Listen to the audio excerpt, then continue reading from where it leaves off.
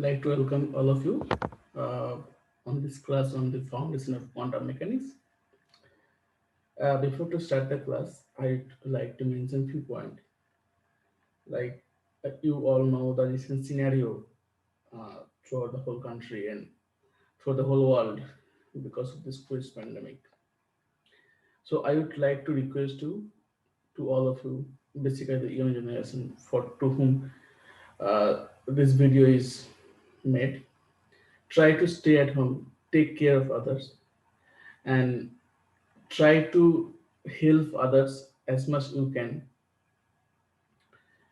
and the rest of you have to focus on your study. You have to be uh, focus whatever you are doing right now. I can understand this is very strange scenario, strange time, but still you have to be concentrated on your study, on your particular target or particular goal. Try to stay at home, try to stay positive as much you can, mentally positive, not COVID positive. Try to stay positive and try to help others as much you can from your level. So that's about the few point what I wanted to say. Okay, so let me remind you whatever we studied till now. Till now we discussed on the Dirac delta function in details, in different representation of Dirac delta function. Then we discussed from the Dirac delta function to Fourier transform. So today I'll be give more light on Fourier transform, obviously using the help of Dirac delta function. And then at the end of this video, I will try to show few aspects of quantum mechanics using the Fourier transform. So I hope this video will be help you for all of you who are just planning to start quantum mechanics or who are already studied quantum mechanics. So Fourier transform is kind of a daily need for any physicists who are working in the field of quantum mechanics or in different field. Yeah. So today I am going to talk on the Fourier transform, and basically I am going to discuss two important topics. One is the Persaval identity, which is very important for quantum mechanics, and from using the concept of quantum Fourier transform, I'll try to explain a very important concept in quantum mechanics, which is known as Heisenberg uncertainty principle. So let's start and begin the journey with of Fourier transform. So let me share the screen.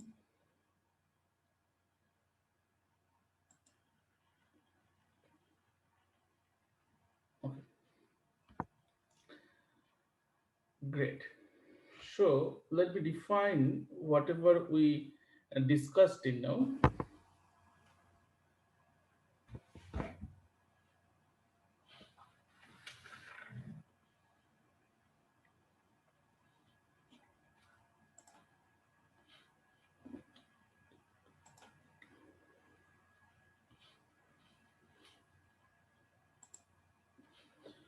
So today we discuss two topics to discuss.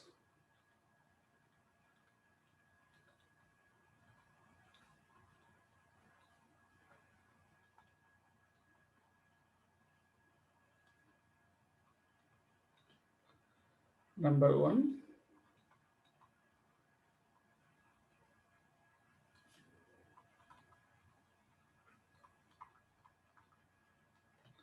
so this is one topic I want to discuss today, and the second topic is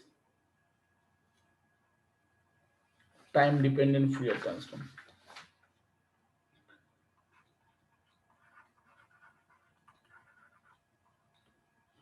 Fourier transform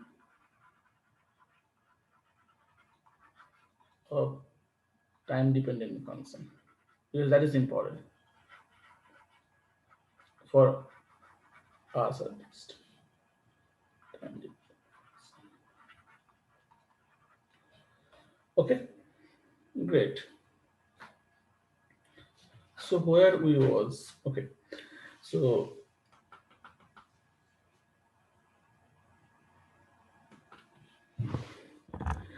So if you remember whatever we discussed in last class regarding the Fourier transform, if I want to define a function f of k in k space in terms of position space or x space, so according to the definition, it should be square root of 2 pi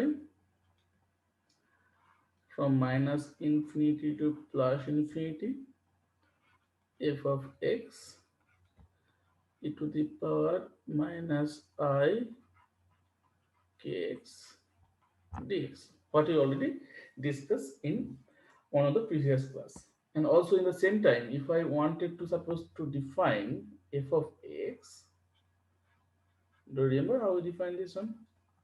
It was 1 over square root of 2 pi, okay, from minus infinity to plus infinity. This should be f of k to the power I kx dk to integration on k.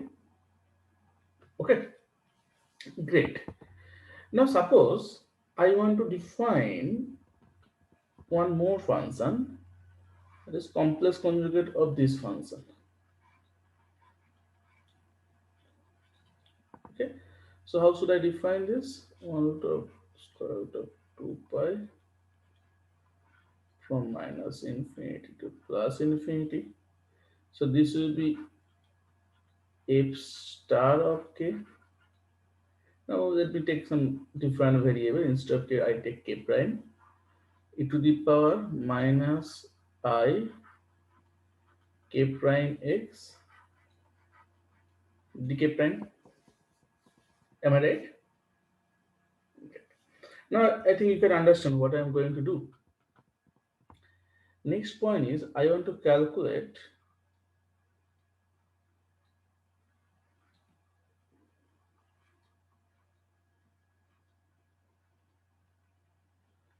and suppose dx.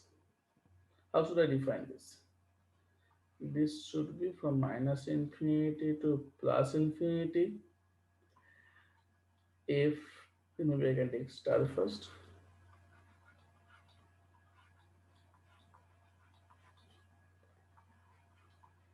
Dx. So that's why I define if and f star. So I want to use why. I'll be tell you at the end of this calculation why I'm going to calculate this term. So this will be, so there should be three integration. One integration for x and other two integration for f star and f. So let me, okay. So and one for f star will be 1 by 2 pi square root of 2 pi. So it will be, there are two terms. So if I make the product, it will be square root of 2 pi.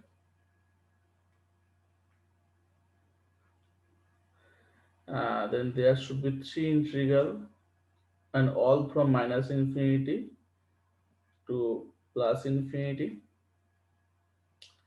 and it will be f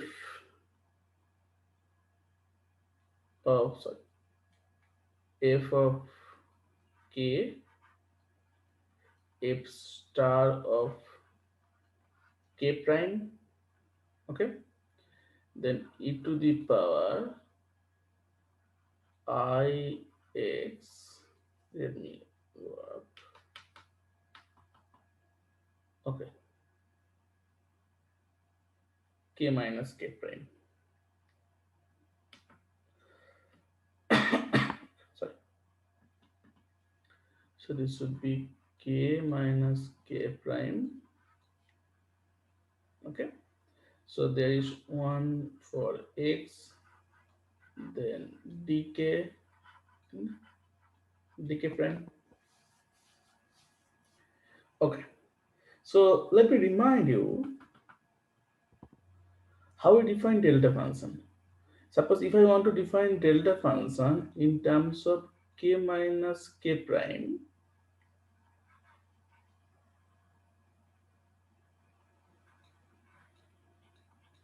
how should I define this function?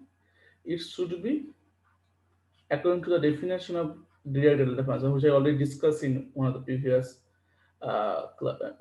video, and it should be from minus infinity to plus infinity e to the power I x k minus k prime dx. So that let me uh, use the red color.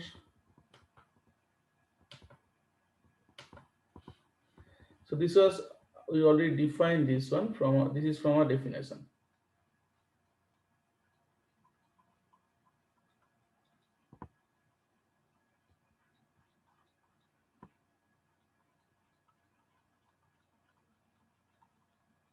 Which we already discussed in one of the previous class.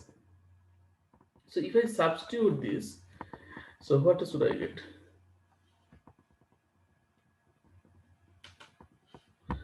Then what we are calculating right now, that is from minus infinity to plus infinity mod of dx. And what we got just recently? So one integration is already absorbed by delta function. So there is two integral remaining, minus infinity to plus infinity, from minus infinity to plus infinity.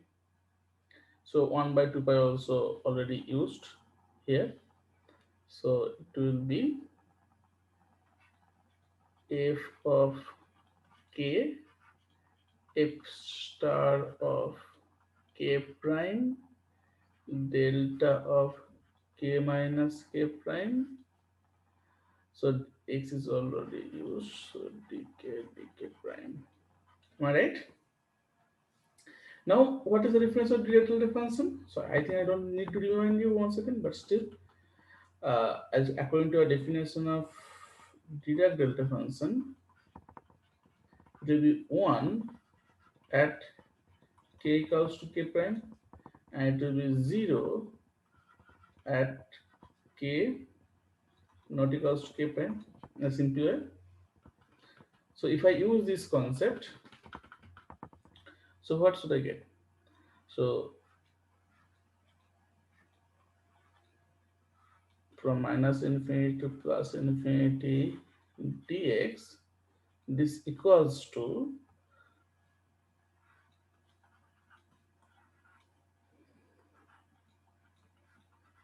f of k, f star of, so this k prime will become k, and one integration already used. Okay, let me just, oh, sorry, I have to go.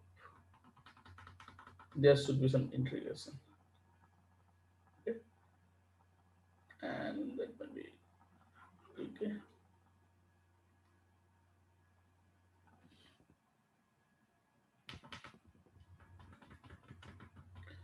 Okay, so what is this? This means it is nothing but from minus infinity to plus infinity.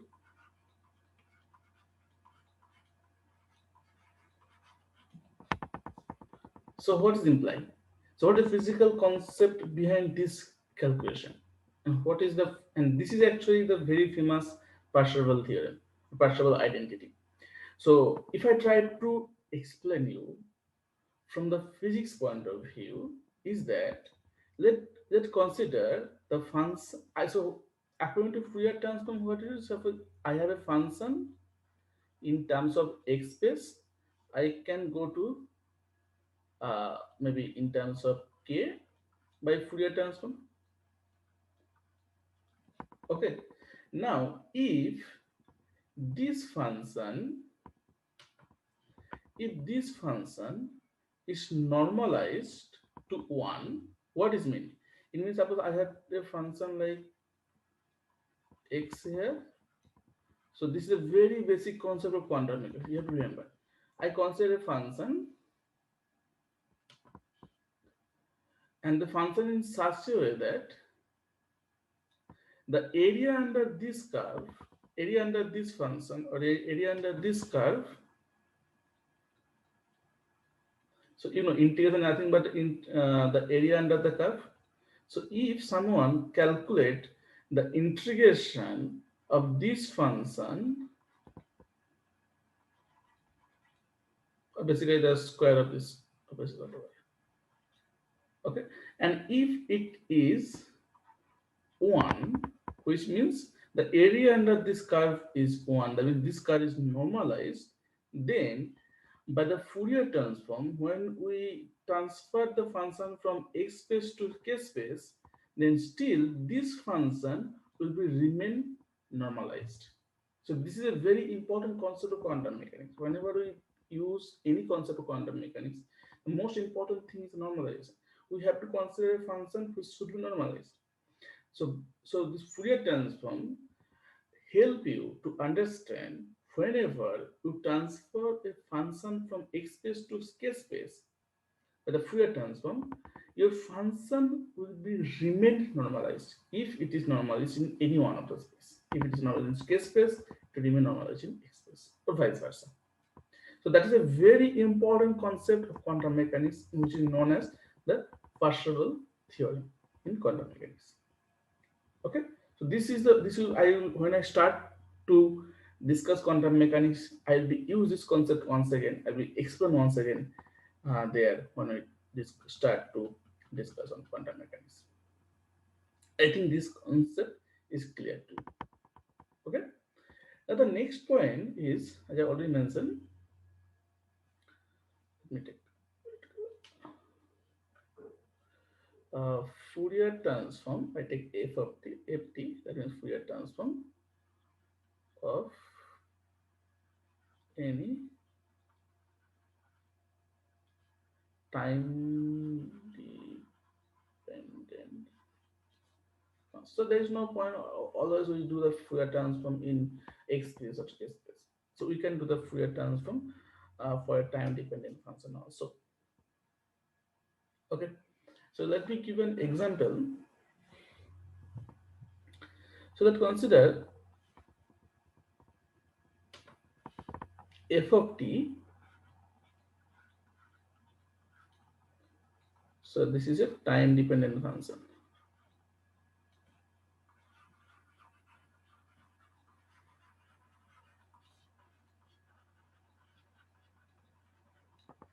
Okay. Now if someone want to change, so what will be the, so if I do the Fourier transform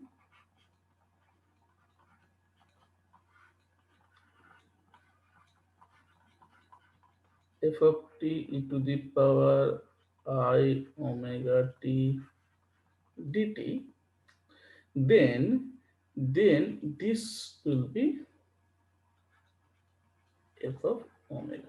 So Fourier transform of any time dependent function will become a frequency spectrum. I will explain later why I call this frequency spectrum. Okay, so we are not keep ourselves always in x and p space. We can do the Fourier transform in time dependent function also to change the time dependent function to the frequency spectrum. Okay, or also you can do the vice versa, the inverse Fourier transform also, f of t. So this should be equals to 1 over square root of 2 pi from minus infinity to plus infinity f of omega, this is a frequency spectrum, e to the power minus I omega t dt. Okay, so here, oh no, sorry, not dt, it should be the sum of all frequency. So this is sum over all frequency. Okay, so why I said this is Fourier spectrum, this f omega, the reason is that let consider a function f of t in such a way that it have only one frequency. Then the corresponding f of w, this will be a delta function. Why? Let's see. So if we consider f of w equals to delta of w minus w naught. So omega minus not w, omega minus omega naught. So if I want to calculate f of t, then it will be 1 over square root of 2 pi from minus infinity to plus infinity, delta of omega minus omega naught e to the power minus I omega t dt. So this will be 1 over square root of 2 pi e to the power minus I omega naught t. So this is nothing but a monochromatic wave.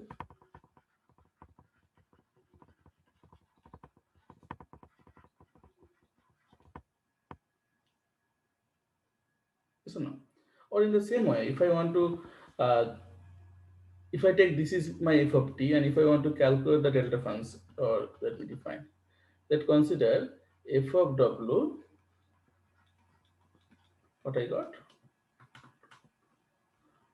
okay, 1 over square root of 2 pi e to the power minus I omega naught t, and if I want to calculate f of t, then what should I get? It will be 1 by 2 pi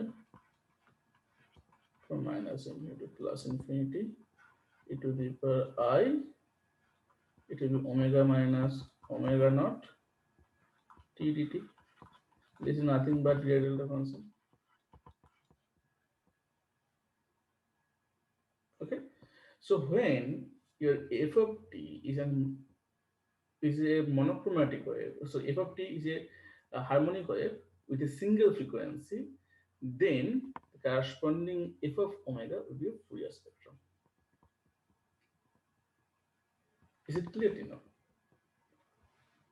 Okay, so this is a very important thing. Whenever we do the Fourier transform, we are not only do the Fourier transform in x space, we can do the Fourier transform in time dependent in we can do the Fourier transform for time dependent function also.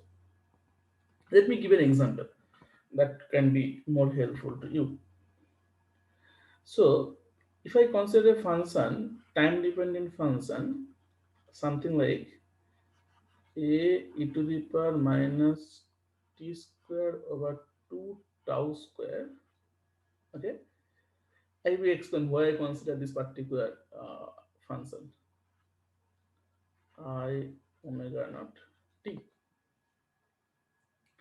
So if I consider a function and if I want to draw this function, how this function should look like? You can draw this function using Mathematica, or you can draw this function using Python, whatever programming language you like. You can draw this function, and this function should be look like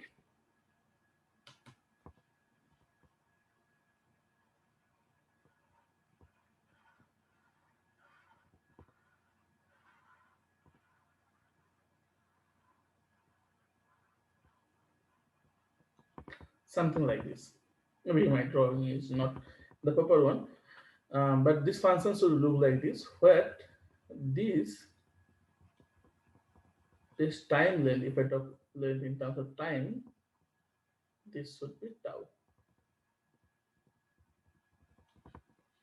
Okay, and which is all we know from the optics, it is coherence time.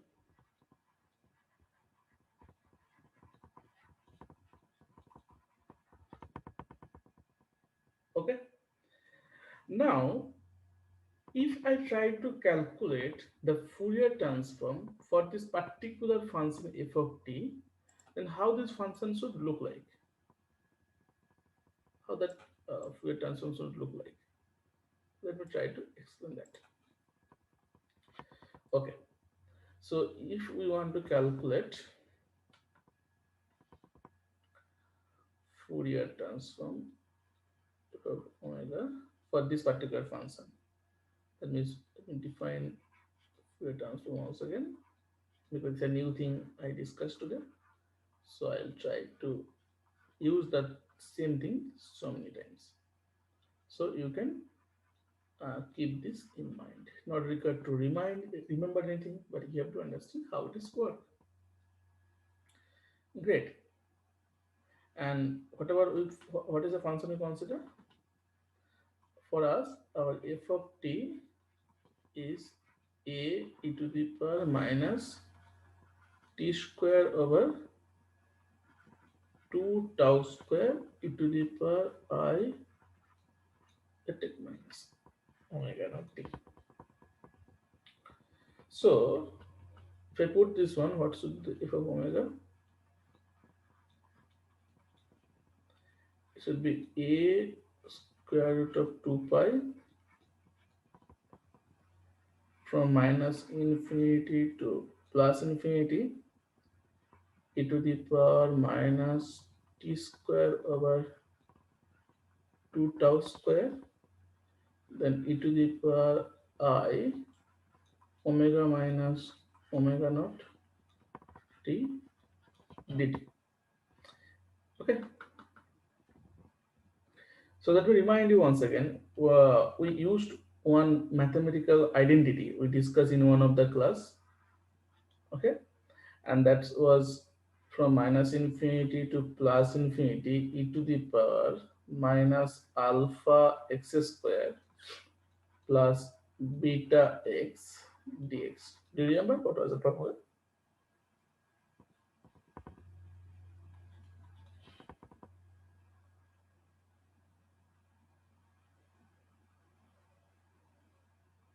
It was square root of pi over alpha e to the power minus beta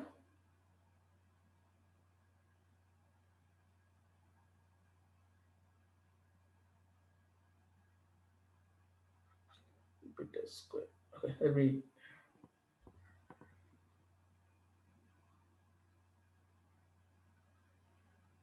beta square over alpha or maybe 2 alpha.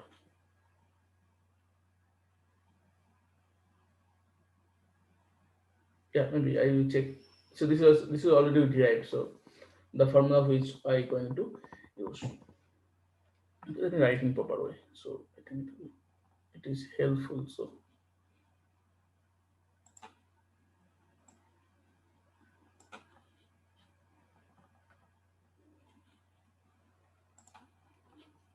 the formula which we are going to use from minus infinity to plus infinity e to the power minus alpha x square plus beta x.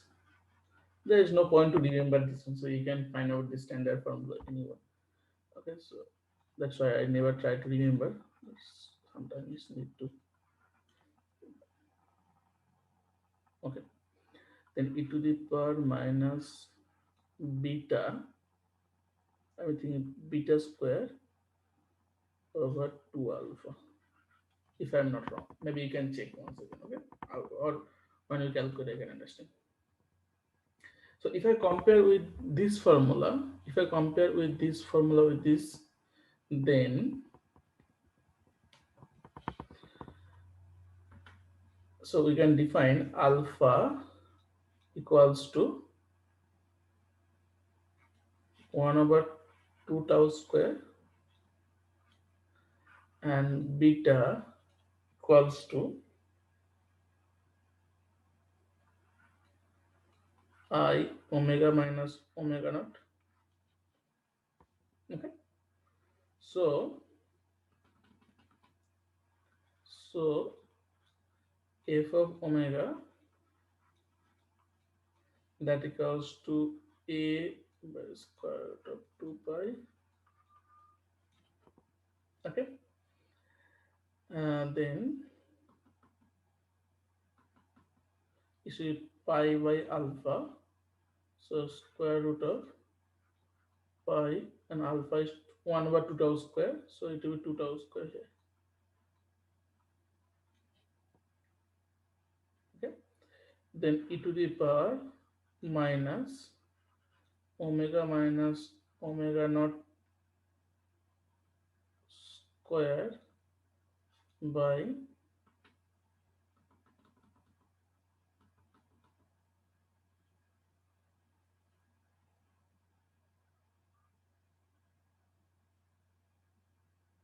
also this is not bit 2, I think this is 4.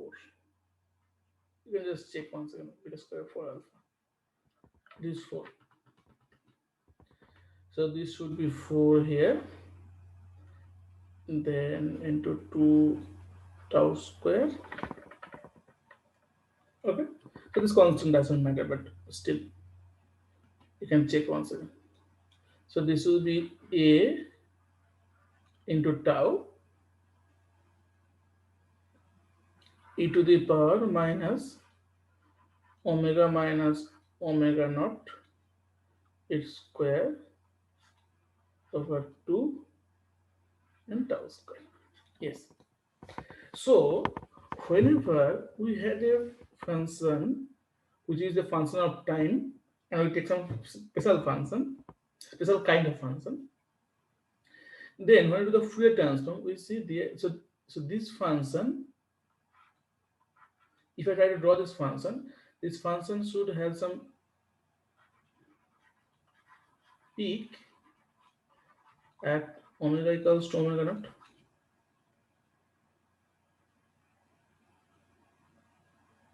Okay, so if you remember, when we discussed in last time in Fourier transform from dI delta function, we start this transformation from dI delta function to Fourier transform. Then I show you. So let me define the function once again. What was your f of t?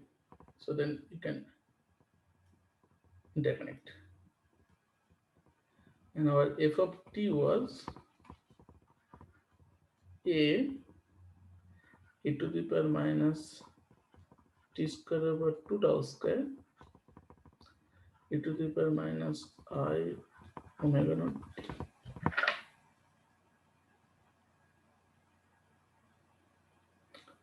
Okay. So the final conclusion is that when delta omega, here it is, which is nothing but omega minus omega naught, if this is of the order of 1 over tau, because this is the same kind of function, so this also some kind of delta function, not delta function, some function which having some peak at omega minus omega naught. Okay, and when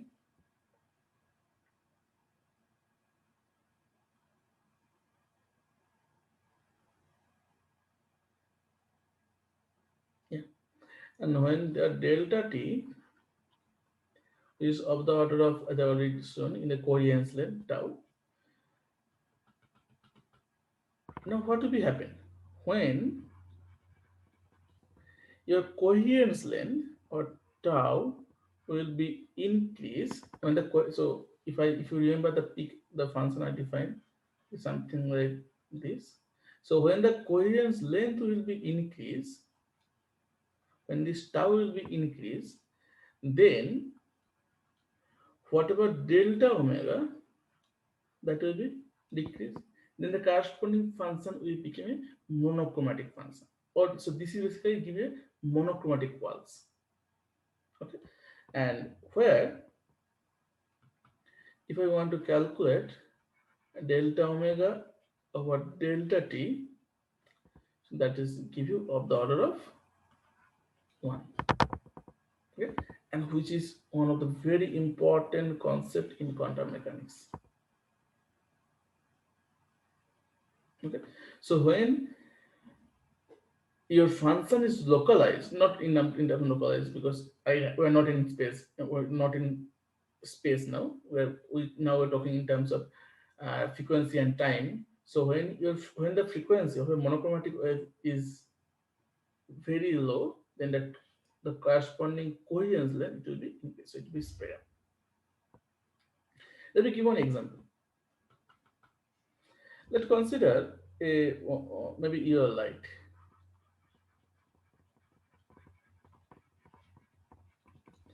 for which lambda, that is of the order of 6000 Armstrong. So in terms of meter, it will be 6 into 10 to the power minus 7 meter. So if I want to calculate the frequency, so this will be of the order of, so this will be 2 pi nu is c over lambda. So this will be 2 pi 3 into 10 to the power 8, and this 6 into 10 to the power minus 7. So this will be of the order of 3 into 10 to the power 15 hertz. So now, if I consider a light pulse or linear wave which is having coherence length of the 1 nanosecond, and for which the corresponding delta omega, it will be of the order of 1 over tau. So this will be 1 over 10 to the power minus 9. So this will be of the order of, wait a second, of the order of 10 to the power 9 hertz. And if we want to calculate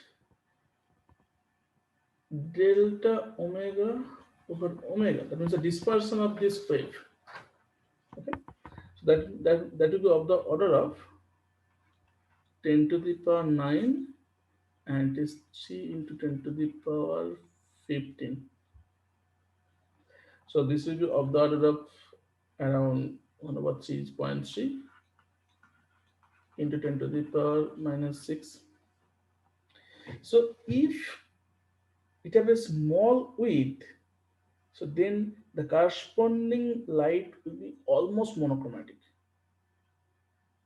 Okay. So this is a very important point in quantum mechanics.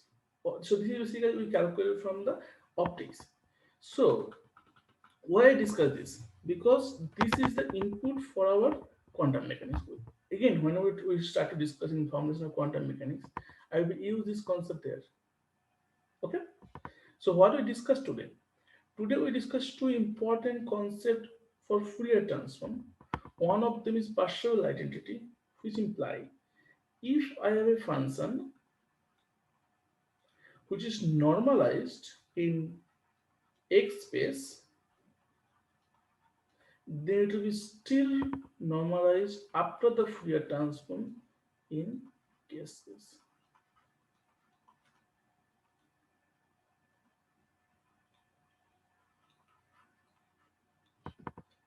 Okay? This is one of the concepts we discussed. And the second concept we discussed today, that is we can do the Fourier transform in time space also. There you can find out the delta omega over delta t, that is of the order of 1. Okay, and how we define the Fourier transform in time? So that will be f of omega with a frequency spectrum.